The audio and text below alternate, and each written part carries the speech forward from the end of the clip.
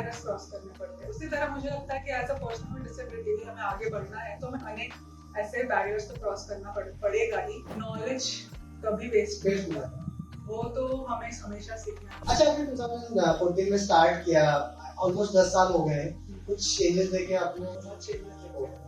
2011 में 2 दिसंबर को ऑफिस जाने के लिए स्कूटर लेकर और मेरा एक ट्रक के साथ एक्सीडेंट हो गया।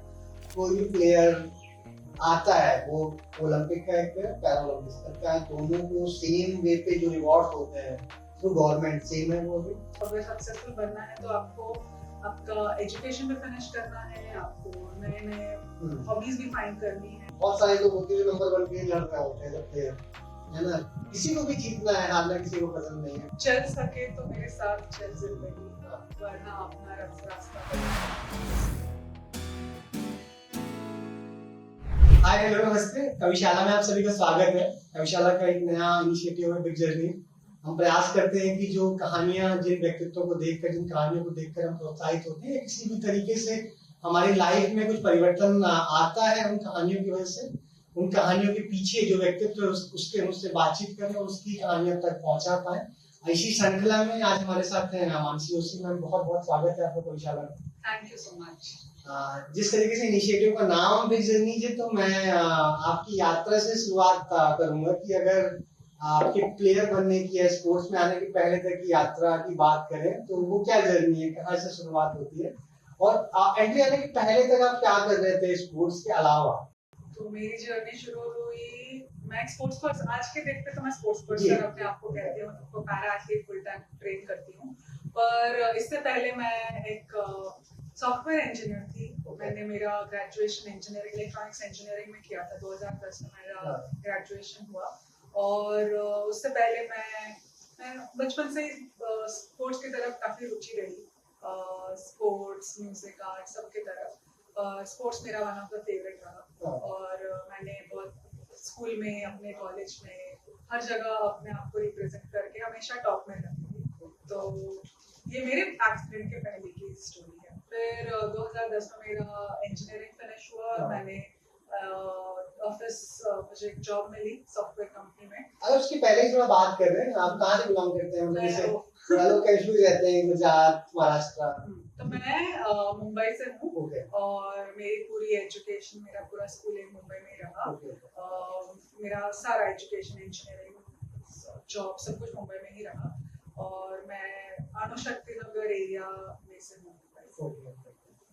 ठीक है, शायद आपको बता रहे थे कि जॉब लगने पहले 2010 में आपका जॉब लगा शुरू। हाँ, और 2011 में तो मेरा एक्सीडेंट हो गया और बैडमिंटन क्योंकि मेरी हमेशा रुचि थी तो मैं वो स्पोर्ट्स में हमेशा, मैं स्पोर्ट्स ऐसे डॉक्टर को भी कहती थी कि मैं किस तरह से वापस खेलूंगी, तो डॉक्टर कहते थे कोई नहीं, तुमको कोई भी पहाड़ चढ़ सकती हो, तुम चाहो तो तुम माउंट एवरेस्ट भी चढ़ सकती हो। एक्सीडेंट के पहले भी आप बैडमिंटन में एक्टिव थे, किस तरीके से खेल रहे थे? किस मैं डिस्ट्रिक्ट लेवल पे खेलती थी क्योंकि मेरा कोई एम्बिशन नहीं था आगे बढ़ने का, तो मैं डिस्ट्रिक्ट में हमेशा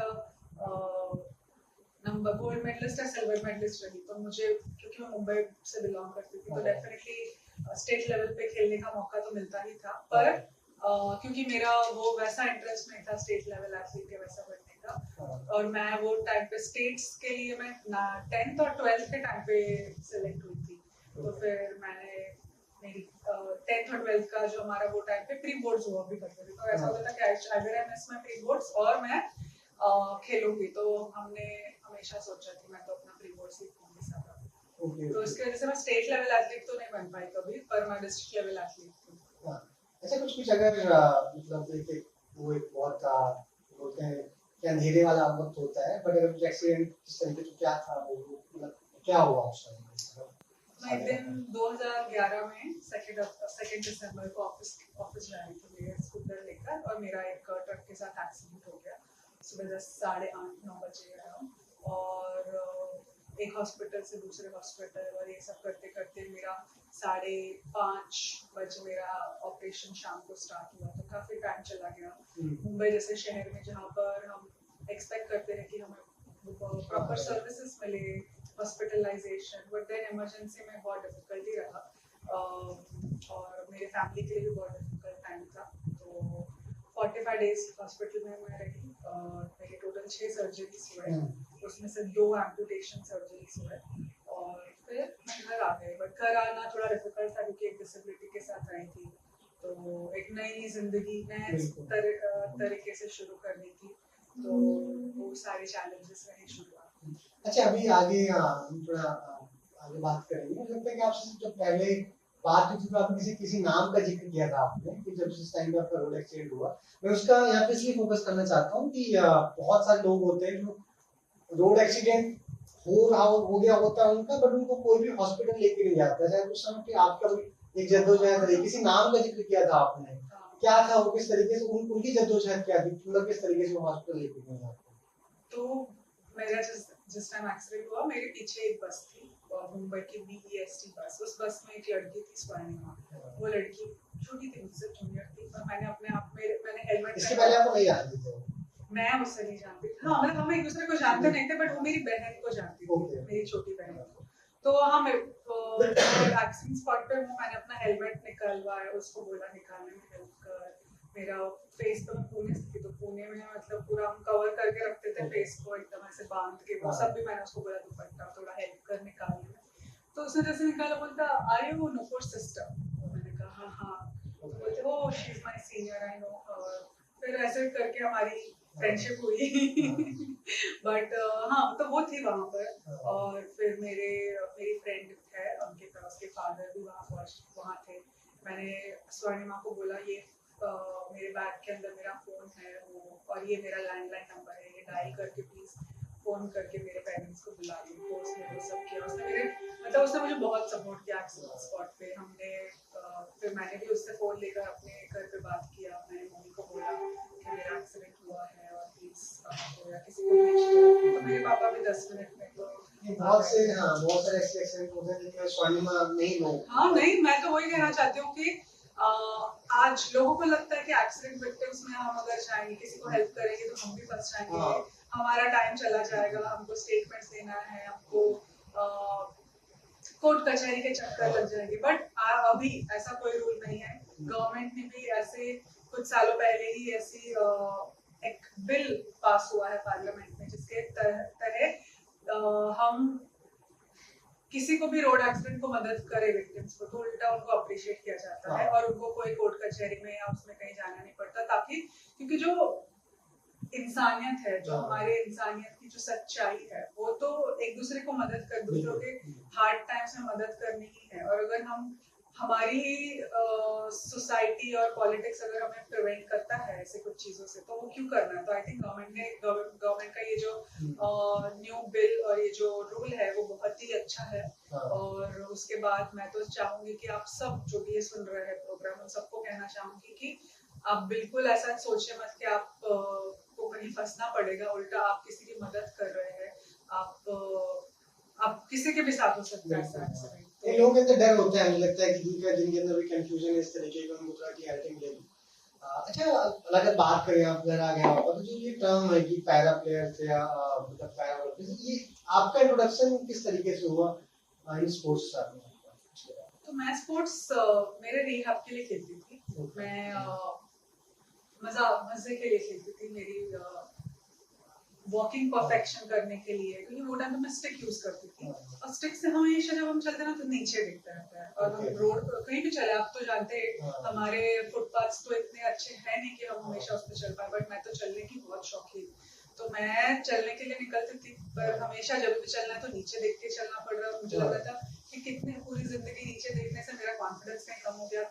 तो मैं तो जब स्पोर्ट्स की तरफ मेरी रुचि वापस बढ़ी आफ्टर एक्सीडेंट, तो बैडमिंटन से मैंने सिर्फ नीचे देखना नहीं, सामने और ऊपर देखना शुरू किया। तो उससे जब आपकी लाइन ऑफ विजन चेंज होती है ना, एक्चुअली आप में बहुत चेंजेस आते हैं। तो ये मैंने स्पोर्ट्स से सीखा है कि आप सामने देखिए, आप कॉन्फिडेंस से सामने देखिए, नीचे देख के ना चलिए।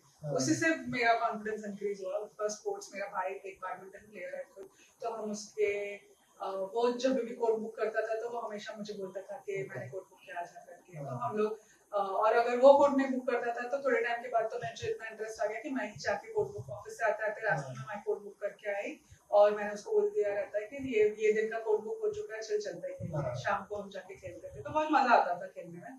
तो स्पोर्ट्स की तरफ मैं मेरी पैरा स्पोर्ट्स की तरफ मेरा इंटरेस्ट इसलिए बढ़ा क्योंकि मैं ये स्पोर्ट्स खेलती रहती थी अपने लोकेलिटी में, पर मैं अपने एंजॉयमेंट के लिए खेल रही थी। मुझे पैरा बैडमिंटन एक पैरा स्पोर्ट्स है वो नहीं पता था, पैरा स्पोर्ट्स होता है ये पता था, बट बैडमिंटन एक पैरा स्पोर्ट्स है उसकी कोई मुझे जानकारी नहीं थी। तो मैं हमारे ऑफिस लेवल की टूर्नामेंट्स खेलती थी। तो एक बार मैंने 2011 में, मेरे एक्सीडेंट के 2 महीने पहले, मैंने मेरी इंटर कंपनी टूर्नामेंट खेली थी, उसमें मैं गोल्ड मेडलिस्ट थी। और हमारे में मल्टी कल्चरल क्राउड होता है, मल्टी कंट्रीज का क्राउड होता था, मल्टीनेशनल कंपनी एक एटॉस इंडिया करती थी, तो मल्टीनेशनल कंपनी थी, तो हमारे क्राउड में मल्टीनेशनल थे, तो काफी अलग अलग कंट्रीज से लोग पार्टिसिपेट करते थे टूर्नामेंट में। और उसमें मैं गोल्ड मेडलिस्ट थी, तो इट वाज लाइक ये ग्रेट, क्योंकि मैं बैडमिंटन की प्लेयर रह चुकी थी, तो मैं जीत गई तो अच्छी बात थी। बट फिर जब एक्सीडेंट वापस के बाद जब मैंने वापस वो गेम खेला, तो मेरे ऑफिस के सब लोगों ने मुझे एनकरेज किया कि आप आके हमारे साथ ऑर्गेनाइजिंग में हेल्प कीजिए। तो ऑर्गेनाइजिंग के लिए गई और मेरा बैडमिंटन में बोलते आप रैकेट और शूज सब लेके आइएगा, मैं लेके गई। पर वो टूर्नामेंट खेला तो वापस मुझे गोल्ड मेडल मिला, बट ये टाइम विद डिसेबिलिटी। तो मेरे ऑफिस में मुझे बहुत एनकरेजमेंट मिला, और जैसे जैसे टाइम बीतता गया मेरी ऑफिस मुझे और एनकरेज करती गई, मुझे इंडोर कॉम्पिटिशंस में भेजती रही। तो उस दौरान मैं बहुत सोशल मीडिया पे पोस्ट करती थी, मेरे बाद फेसबुक पे तब तक बहुत ही डिसेबल्ड फ्रेंड्स बन चुके थे, कम्युनिटी में मैं एक्टिव पार्टिसिपेंट बन गई थी। तो उसमें से एक जन ने मुझे बोला कि आप क्यों पैरा बैडमिंटन नहीं खेलते, आप एबल बॉडी के साथ खेल रहे हो। तो नीरज जॉर्ज करके थे केरला के इंटरनेशनल पैरा बैडमिंटन प्लेयर, जो खुद एक एम्प्यूटी थे, और उन्होंने मुझे एनकरेज किया कि आप पैरा बैडमिंटन खेलिए। तब मुझे पैरा बैडमिंटन पता चला। और 2014 में मेरे बोल सकते एक्सीडेंट के 2 साल बाद मैंने एक नेशनल बैडमिंटन टूर्नामेंट खेला, और वहाँ मुझे सिल्वर मेडल मिला, और उस तरह से मुझे इंट्रोडक्शन मिला पैरा स्पोर्ट्स में। तो 2015 से मैं इंटरनेशनली खेल रही हूँ, और 2015 से मैं इंटरनेशनली इंडिया के लिए मेडल लेके आ रही हूँ। अच्छा, यहाँ पे एक इम्पोर्टेंट चीज है कि क्या क्या ठीक है आपको मजा आता है, लेकिन बहुत सारे लोगों के अंदर एक एक्सक्यूज होता है। मतलब इंडिया में डिसेबिलिटी के बाद जो एक थॉट प्रोसेस बना हुआ है ना, बहुत लोगों को देखते हैं नॉट इन नेगेटिव एस्पेक्ट, किसी से बातचीत भी कर रहा था कि वो थॉट प्रोसेस है। किसी से अभी रिसेंटली जो विनर्स थे उन्होंने किसी से बात करा, तो बोला कि वो ना दो actually thought process ground level पे चेंज करने की जरूरत है, जहाँ पे डिसेबिलिटी का मतलब है कि लोग मंदिर या मस्जिद के बाहर ले जाते हैं, है ना। तो वहां पे आई डोंट नो वो आसान होता है उनके लिए, क्या होता है क्या नहीं होता है उनका। तो क्या चीज थी जो आपको मोटिवेट करी? आप बस आराम से आप जॉब कर रहे थे, कोई इशू नहीं था, अभी नहीं भी करते तो भी अच्छा था, तो फैक्टर क्या है कि आप अपने आपको पुश करते हो? मुझे लगता है कि आपका पैशन आपको नेक्स्ट लेवल पे लेके जाने में मदद करता है, आपकी रुचि, और हमेशा हमारी रुचि हमें नए लोगों से मिलवाने के एक सूत्रधार होती है मेरे हिसाब से। और मतलब ये तो सामाजिक चीजें हैं, राइट, कि आप जैसे आपकी पसंद की चीजें करते हैं तो आप और लोगों से मिलते हैं जो उसी पसंद की चीजें मिलते हैं, आपके इंटरेस्ट सिमिलर होते हैं, आप ऐसे लोगों से मिलते हैं। तो पर अपॉर्चुनिटी की बहुत ही इम्पोर्टेंस है, मैं कहूँगी कि क्योंकि पैरा स्पोर्ट्स में अपॉर्चुनिटीज है, आप इसलिए हम पीपल विद डिसेबिलिटीज को आप देखेंगे कि पैरा स्पोर्ट्स हम खेल रहे हैं। डेफिनेटली इंडिया में क्योंकि डिसेबिलिटी के लिए अपॉर्चुनिटीज कम है, उतनी ज्यादा है, इसीलिए आप बोलेंगे कि आपको लोग वहाँ दिखेंगे जहाँ शायद आप देखना ना पसंद करें, और उससे एक सामाजिक एक मेंटल बैरियर्स बन जाते हैं उसके लिए, और हमारे एक माइंडसेट भी चेंज हो जाता है कि हमें यहाँ पर इन लोगों की मदद करनी चाहिए। बट जब जहाँ अपॉर्चुनिटीज क्रिएट होती है वहाँ पर मेरे हिसाब से इश्यूज कम हो जाते हैं। तो हमारे यहाँ बस उसी की एक देर है, एक फायर तो चल चुकी है अपॉर्चुनिटीज को लेकर, उसके बाद ऊपर बातचीत हो रही है। आज अगर आप और मैं बात कर रहे हैं, इसी तरह बहुत सारे मीडियम्स और पोडियम्स और बहुत जगहों पर ये सारी चीजों के बहुत डिस्कशंस हो रहे हैं, जहाँ पर हम इक्वल अपॉर्चुनिटी फॉर एवरीवन की बातें करते हैं। और आप जैसे जैसे लोगों को एजुकेशन, जॉब और फाइनेंशियल इंडिपेंडेंस देंगे, वैसे आप देखेंगे कि लोग कितना आगे बढ़ेंगे। और जब तक हम इससे पीछे है तब तक आपको दिखेगा कि हमारे पास ये नहीं है, वो नहीं है। Issues only with financial independence हम लोग आगे बढ़ सकते हैं, कोई भी आगे बढ़ सकता है। बिल्कुल। अच्छा, सोसाइटी लेवल पे देखें, जैसे हम मान लीजिए मॉल्स में जाते हैं, बहुत सारी प्रॉब्लम्स होती है या फिर नॉर्मल रोड्स में जो अवेलेबिलिटीज हैं गवर्नमेंट की तरफ से, समाज की तरफ से, गुड़गांव में कई सारे मॉल्स देखता हूँ, वहाँ पे एंट्री के लिए प्रॉब्लम होती है ना, कि नीचे जा नहीं सकते अंदर, तो वो पॉसिबल नहीं, कैसे कोई अंदर कर सकता है। इन चैलेंजेस को आपने फेस किया, कुछ इस तरीके के चैलेंजेस देखे और किस तरीके से देखते? देखिए, मेरे हिसाब से इंडिया में अभी फिलहाल 2 चैलेंजेस तो अभी के अभी मैं बता सकती हूँ, फिजिकल बैरियर्स और मेंटल बैरियर्स।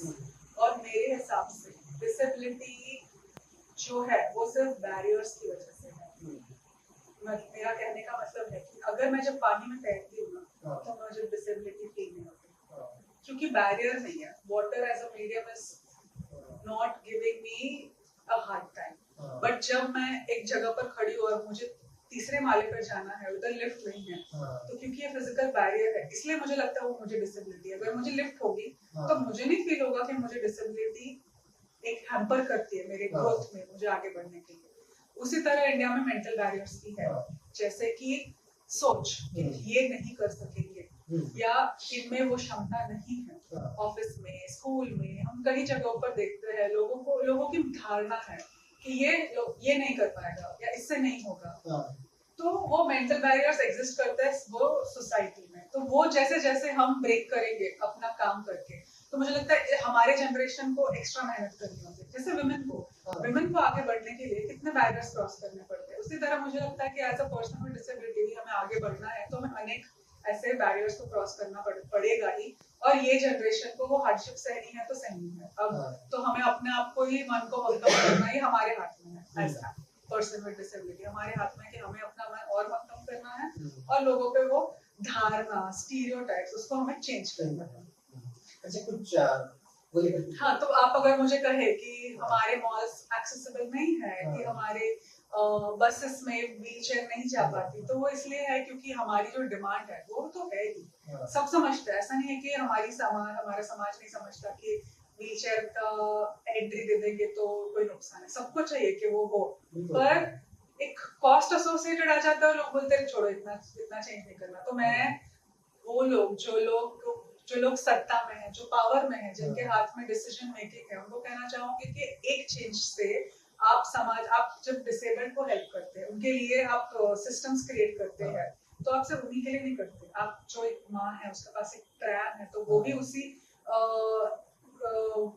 रैंप यूज कर सकती है। आपकी कोई व्हीलचेयर में मम्मी पापा है, व्हीलचेयर में जा रहे हैं, उनका पैर मुड़ गया है, व्हाटएवर, या तो किसी बच्चों का फ्रैक्चर हो चुका है हाथ या पैर, तो सबको ये हेल्प होता है। और जब फ्रैक्चर होता है तो वो तो एक हील होने का, वो तो मतलब लोगों को लगता है ये तो 2 महीने की असुविधा है, बट हमारे लिए तो ये जीवन भर की असुविधा है। और वो जब तक असुविधा पे हम काम नहीं करेंगे तब तक हम पीछे रहेंगे। और समाज में ना सिस्टम्स वो होने चाहिए जो सबसे डाउन ट्रॉडन और मिजरेबल, ये तो जस्ट वर्ड्स है, बट ये तो एक सोशियोलॉजिस्ट के वर्ड्स हैं कि if we do not develop systems, और if the most efficient systems are the ones that we design for the most miserable and the most downtrodden of the people, जिसका कहने का मतलब है कि आप सब लोग, स्पेशली वो जिनको सबसे ज्यादा जरूरत है, आप जब उनके लिए सिस्टम्स डिजाइन करते हैं ना, तो वो सबको यूज होती है।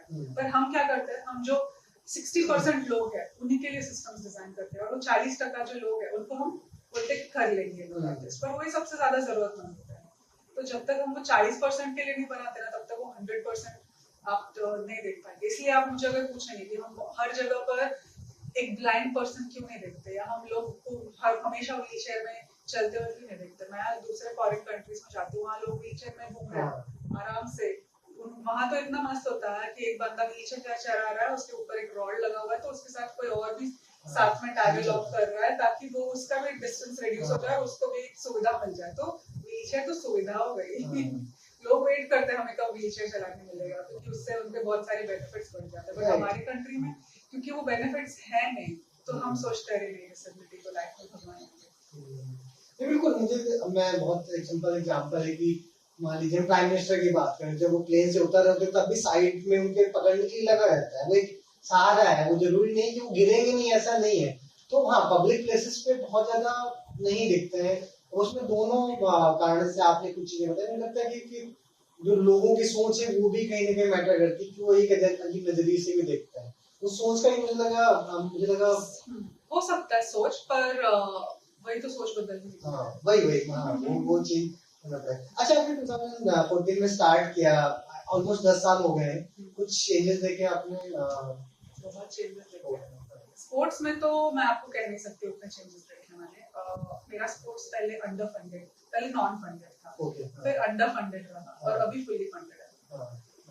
इंडिया के टॉप एथलीट्स को आज गवर्नमेंट टॉप्स करके स्कीम में हमें सपोर्ट कर रही है। वही टॉप स्कीम, उसका नाम है टारगेट ओलंपिक पोडियम। उसमें हम सबको सपोर्ट मिल रहा है, चाहे हम एबल बॉडी हो कि हम पैरा एथलीट हो, हमको सबको सिमिलर सपोर्ट मिल रहा है। सिमिलर नहीं, सेम सपोर्ट मिल रहा है। जो हमारे रिक्वायरमेंट है वो अप्रूव होती है गवर्नमेंट के पॉलिसीज से। तो ये चेंज फंडिंग और सपोर्ट गवर्नमेंट का, क्योंकि हमारी कंट्री चाहती है कि हमारा कंट्री मैक्सिमम मेडल मिले, जीते।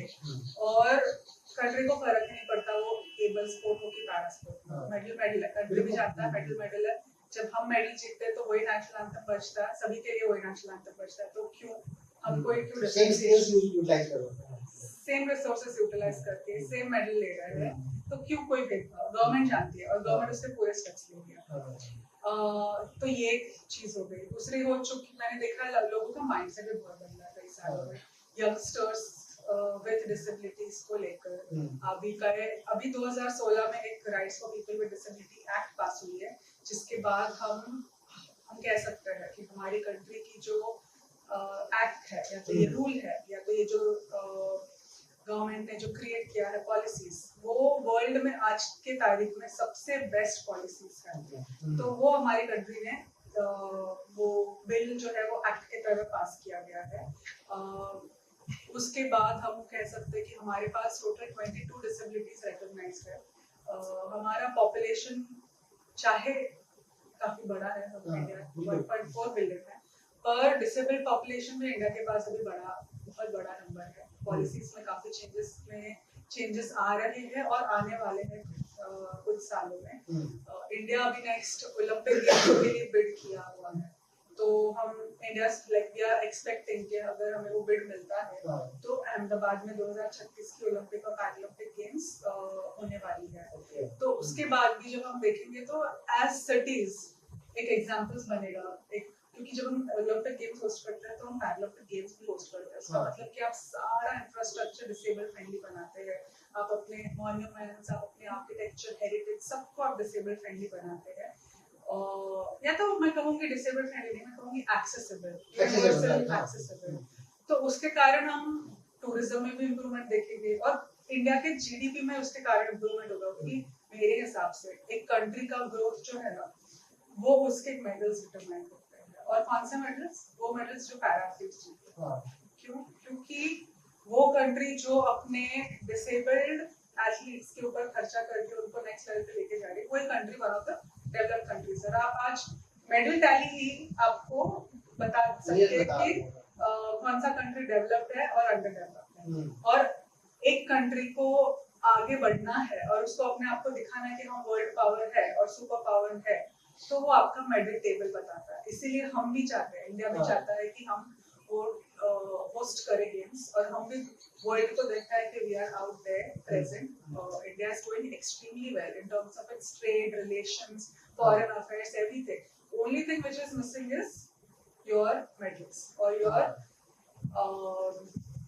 थिंग्स। और कोई भी कंट्री जो अपने आर्ट्स, म्यूजिक, साइंस और क्राफ्ट, मतलब art, music, science, craft, sports, इन चीजों में ध्यान देती है, उसमें लोग वो कंट्री टॉप होती है। और आप वो चीजों में ध्यान कब दे सकते हैं? जब आप एक स्टेबल कंट्री हो, आपके यहाँ वॉर्स ना हो, आपके यहाँ पर इतनी स्टेबिलिटी हो, तब जाके आप अपने म्यूजिक और आर्ट्स और कल्चर और उन चीजों पर ध्यान दे सकते हैं। तो अगर हम बोल रहे हैं कि हम डेवलप्ड कंट्री बन रहे हैं 2047 तक, तो हमें ये सारी चीजों पर काम करना अभी से स्टार्ट करना है। और गवर्नमेंट के स्टेप्स उस पे अभी आप देखेंगे तो चालू हो चुके हैं। अच्छा ये हो गई स्टार्टिंग में कि जो प्लेयर के एंड पे, स्पोर्ट पर्सन के एंड पे, वहाँ पे गवर्नमेंट का या फिर प्राइवेट ऑर्गेनाइजेशंस का एक फोकस होना शुरू हुआ है कि फंड्स वहाँ पे उन्होंने इन्वेस्ट करने शुरू किए। जब कोई भी प्लेयर आता है, वो ओलंपिक का एक पैरा ओलंपिक्स का, दोनों को सेम वे पे जो रिवॉर्ड होते हैं तो गवर्नमेंट सेम है वो भी? सेंट्रल गवर्नमेंट में सेम है, स्टेट लेवल में काफी डिफरेंसेस है, but sports is a state subject. Sports is not centre subject. तो वहाँ पर हम ये सारी चीज़ें थोड़ा देखते हैं। स्टेट की पॉलिसीज में अभी भी बहुत स्टेट्स है जिनकी पॉलिसीज को चेंजेस करने की ज़रूरत है। अच्छा, अगेन एक थॉट प्रोसेस है, ऑफलाइन लोगों के दिमाग में क्वेश्चन भी आ रहा है कि बहुत सारे लोग होते हैं जो नंबर 1 के लिए लड़ रहे होते हैं, प्लेयर है ना, किसी को भी जीतना है, हारना किसी को पसंद नहीं है, बट आप सोचिए कि किसी के कैरियर में भी अगर कोई 300 गेम खेला हुआ है तो जो उनके विन्स होंगे वो 10, 20, 30, 50 बहुत बड़ा नंबर है कि उसमें गोल्ड मेडल अगर इतने भी है या फिर नंबर 1 पोजीशन का इतना भी है, तो जो सेकंड, थर्ड, फोर्थ, फिफ्थ वाले पोजीशन होते हैं उनका क्या थॉट प्रोसेस होता है? कई बार नहीं हो पाता है, सब कोई खेल को नंबर 1 के लिए रहा है बट वो नहीं हो पाता, तो किस तरीके से उसको अडॉप्ट करते हैं उस सिचुएशन? आज ही मुझे दूसरी बार इस सवाल पूछा ओके, गया। देखिए, गेम है। गेम का मतलब क्या है? एक जन जीत, दो जन खेलता है, एक जन जीतता है, एक जन हारता है। विनिंग का प्रोबेबिलिटी 50%, उतना ही प्रोबेबिलिटी लूजिंग का है। उसमें कोई ऊपर नीचे नहीं है। और ये इकलौती चीज है जहाँ पर विनिंग में आपको 50% प्रोबेबिलिटी मिलती है। बाकी कोई भी फील्ड में आपको इतनी बड़ी प्रोबेबिलिटी नहीं मिलती, विच इज सक्सेस की इतनी बड़ी प्रोबेबिलिटी। पर क्योंकि इतना बड़ा, लाइक बिकॉज इतना सारी चीजें आर एट स्टेक, तो बहुत आपको उसके लिए सैक्रिफाइस भी करना पड़ता है। और ऐसा नहीं कि सिर्फ इंडिया में चल रहा है, पूरे दुनिया में लोग उसी चीज के लिए फाइट कर रहे हैं। वही पोजीशन, वही रैंकिंग, वही मेडल।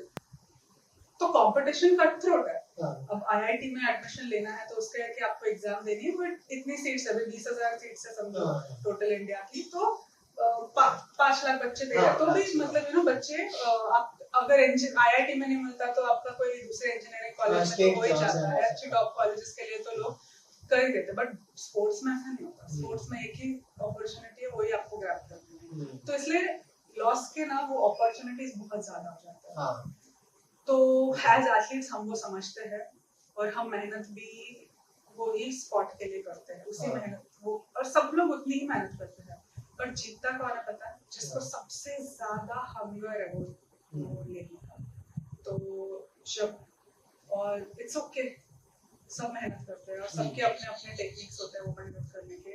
तो हम एज एथलीट्स को हमें एक्सेप्ट करना पड़ता है। मैं कैसे करती हूँ अगर आप मुझे पूछेंगे तो मैं इस तरह से करती हूँ कि हार जीत लगी रहती है, ये तो हमें बोलना है अपने आप को, पर क्योंकि मैंने अपनी लाइफ में बहुत चीजें यूज की है, जैसे मैंने अपना एक्सीडेंट में इतनी बड़ी चीज गवा दी, तो मुझे लगता है कि मैंने अपने लाइफ में एक टाइम पर इतनी बड़ी चीज खो दी, तो एक गेम क्या है, मुझे तो नेक्स्ट थोड़े टाइम में वापस एक अपॉर्चुनिटी मिल जाएगी लाइफ में आगे बढ़ने की। सेम गेम्स, क्योंकि ओलंपिक्स भी 4 साल में एक बार होते हैं, वर्ल्ड चैंपियनशिप 2-2 साल में हो रहे हैं, ये नहीं तो दूसरा, बस लगन लगा के अपने पूरी दिलो जान से आप मेहनत करो तो सक्सेस कैसे ही नहीं मिलेगा। और सबसे ज्यादा सुखी वो लोग ही होते हैं जो पूरी मेहनत करते हैं, क्योंकि जो हमारा कल्चर बहुत रिच है इंडिया का। मुझे सहारा मिलता है जैसे गीता पाठ हो गया, जैसे उसमें कि आपका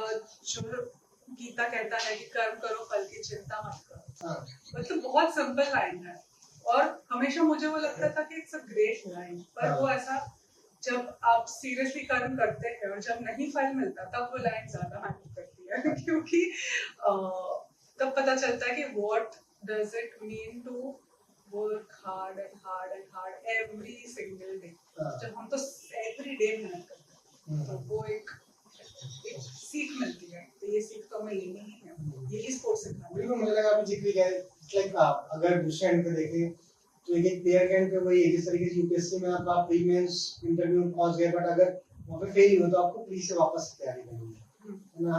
हर गेम में यही होता है, मुझे लगता है कि वो आपको उतनी फिर तैयारी सबकी मेहनत के साथ में फिर ज्यादा नंबर होती है, सबको सिलेक्शन करवाना है। पर जो लोग का समझो सिलेक्शन ना भी हो, अपना उनका एज लिमिट फिनिश हो जाए और उन्होंने बहुत मेहनत करके अपना हमेशा 100% ही दिया समझो अपने यूपीएससी प्रिपरेशन में, तो वो लोगों को भी तो, वो लोग ने भी तो मेहनत ही की ना। ऐसा नहीं कि उनकी मेहनत कम रहेगी, शायद लिखने में या तो जो परख है उसमें कम, क्योंकि हम कुछ बोल नहीं सकते। तो नॉलेज कभी वेस्ट नहीं होता, वो तो हमें हमेशा सीखना है, बाकी हुआ ना हुआ वो हमारे हाथ में नहीं है। ऐसे टाइम के स्लोगन हम लोग सुनते रहते हैं कि पढ़ोगे लिखोगे होगे नवाब, खेलोगे कूदोगे बर्बाद। हमारी यूपी में स्लोगन हमेशा चलता है, बच्चों में बोला जाता है, तो कुछ कुछ चेंज लगा है आपको, या आपने इस तरीके का कोई थॉट प्रोसेस से नहीं गुजरे आप? मेरे तो पेरेंट्स कहते थे पढ़ो लिखो और खेलोगे हाँ, कि पर्सनालिटी जो डेवलप करनी है आपको वो तो हर एरिया में ही करनी है। हर एरिया में आप इंडल्ज करोगे कोई बना सकते हैं। सिर्फ पढ़ोगे तो आप सिर्फ पढ़ाकू ही कहलाओगे, पर आपको हर एरिया का नॉलेज होना चाहिए। तो हमें हर चीज का बचपन से हमें मेक श्योर किया कि हम बुक्स भी पढ़े, हम लिखे, हम स्पोर्ट्स करें, हम आर्ट्स के तरफ कोई भी आर्ट्स की तरफ रुचि ले, क्रिएटिव लाइफ क्रिएटिव स्टाइल को अपना आगे बढ़ाएं, रंगोली जैसी चीजों पे भी ध्यान दें। मतलब इन द सेंस कि जो हमारे यहाँ चलती है छोटी छोटी चीजें वो हर चीजों पे एक्सप्लोर करना चाहिए सारा। करेक्ट। स्पोर्ट्स में भी मैंने अलग अलग फील्ड में एक्सप्लोर किया। मैं फुटबॉल की कोचिंग जाती थी, पर मैं स्कूल के लिए बास्केटबॉल भी खेलती थी, वॉलीबॉल खेलती थी, 100 मीटर्स पता नहीं हर एथलेटिक्स के इवेंट में हमारी टीचर हमें एंट्री करती। मतलब मैं ये कहना चाहती हूँ कि ऐसा कुछ नहीं होता। कोई पढ़ के भी आप नवाब नहीं बन पाते और स्पोर्ट्स पर्सन बन के भी नहीं, आपको सब आना चाहिए। लोग कहते हैं jack of all trades master of none. Jack of all trade is always a winner in life. अच्छा, दो चीज है कि एक तो आप इसको मतलब अगर बैडमिंटन की बात करें तो इसको अपना एक एक किसी मतलब इंडिविजुअल को आप कोड करना हो या उसका नाम लेना हो, किसने आपको सिखाया है, इसको वो मानते हैं। साथ में ना करेंटली हम देखें इंडिया में सिचुएशन है जो ट्रेनिंग बट दूसरे फ्रंट पे ट्रेनिंग किस तरीके से हो रही है, किस तरीके से प्लेयर्स से हो रहा है। मेरे बैडमिंटन में तो बहुत मोटिवेशन है, बट मेरा सबसे इम्पोर्टेंट जिसने बहुत इम्पोर्टेंट रोल प्ले किया वो मेरा छोटा भाई को है। बचपन से ही वो तो कम्पीट करता था कि मैं मानसी को हराऊंगा। फिर मुझे वो सिर्फ तब हरा पाया जब मेरा एक्सीडेंट हुआ। तो यू नो मतलब हमने बहुत साथ में अप डाउन्स देखे हैं हमारे बैडमिंटन में। बट अभी मैं ट्रेनिंग करती हूँ राजेंद्र सर करके है जो प्रोफेशनल अकेडमी में कोच है, तो उनके साथ ट्रेनिंग करती हूँ। उन्होंने मुझे काफी सिखाया है। मुझे बैडमिंटन में हैदराबाद, तो मुझको बैडमिंटन सिखाया था मेरे फादर ने। और फिर उन्होंने अपने फ्रेंड को बोला कि उनके ट्रेनिंग चलती थी लिमाय सर की, तो मुझे लिमाय सर के पास भेजा अपनी प्रोफेशनल तो नहीं मतलब बेसिक ट्रेनिंग स्टार्ट करने। और उसके बाद मेरा सिलेक्शन हुआ हमारे बैडमिंटन कैंप में, समर कैंप में, उसके थ्रू हुआ। तो उधर मुझे दामले सर करके है, विलास दामले सर, उन्होंने मुझे बैडमिंटन सिखाया। वैसे बहुत लोग हैं जिनके वजह से मैं बैडमिंटन सीखी एज अ स्पोर्ट्स और मुझे पसंद है।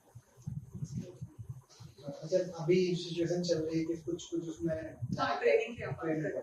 ट्रेनिंग के लिए इंडिया में तो अच्छी फैसिलिटीज है, बट पैरा स्पोर्ट्स क्योंकि एकदम एक नीश स्पोर्ट्स है और लोग जो एकदम रुचि रखते हैं वो ही देखते हैं, सब नहीं देखते हैं।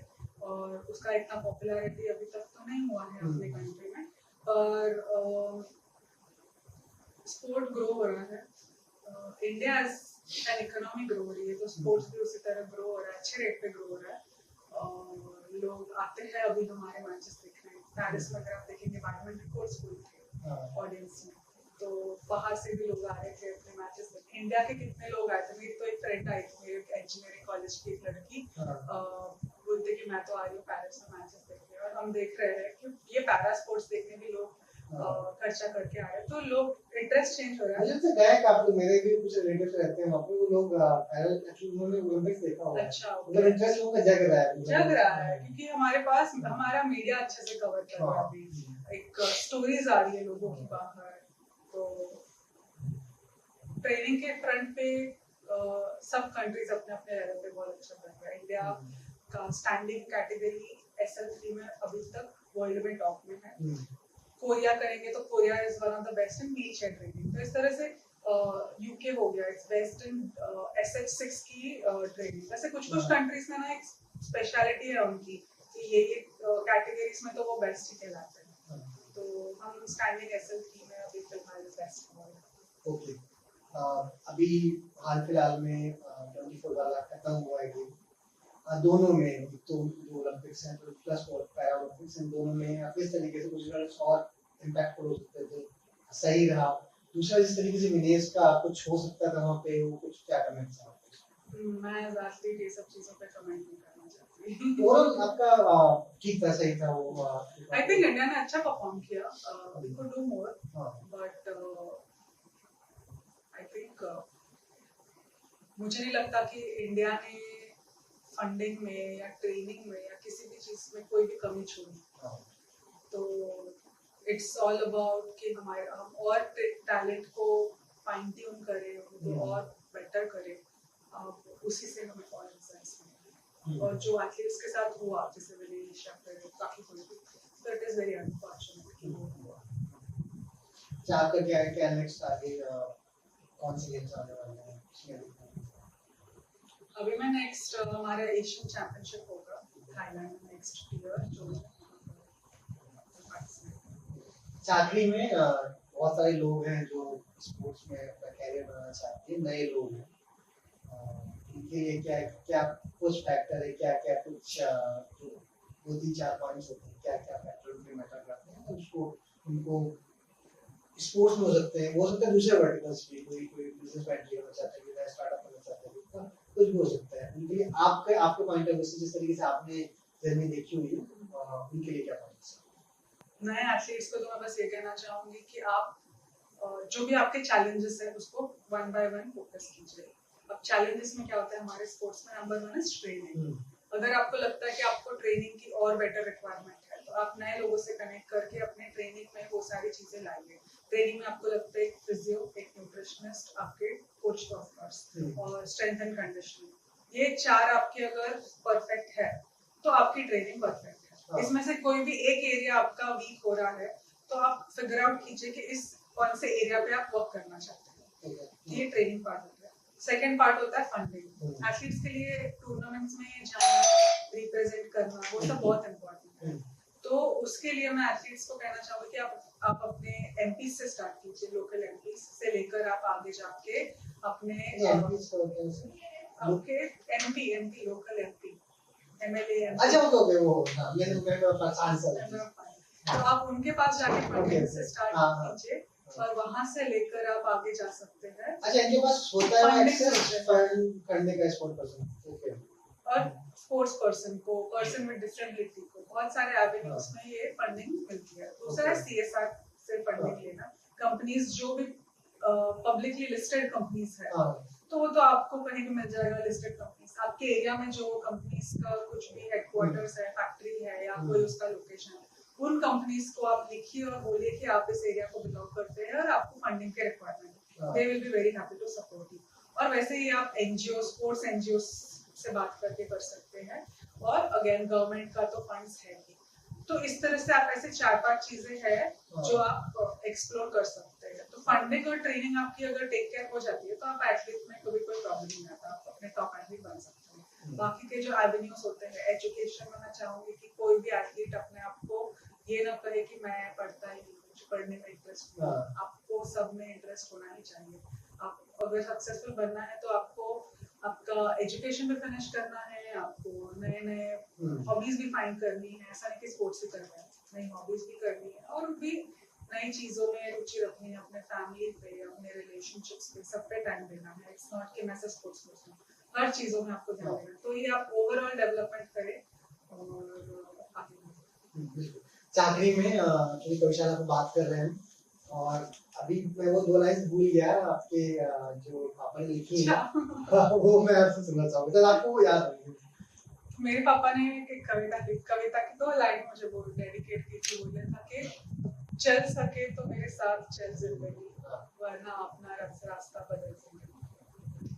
Thank you so much ma'am, एक अच्छी बातचीत हुई और मुझे लगता है जो लोग भी देखेंगे कुछ उनकी लाइफ में इस बातचीत से कुछ फर्क हम ला पाए, कहीं पे भी वो कुछ उनके लिए यूजफुल हो।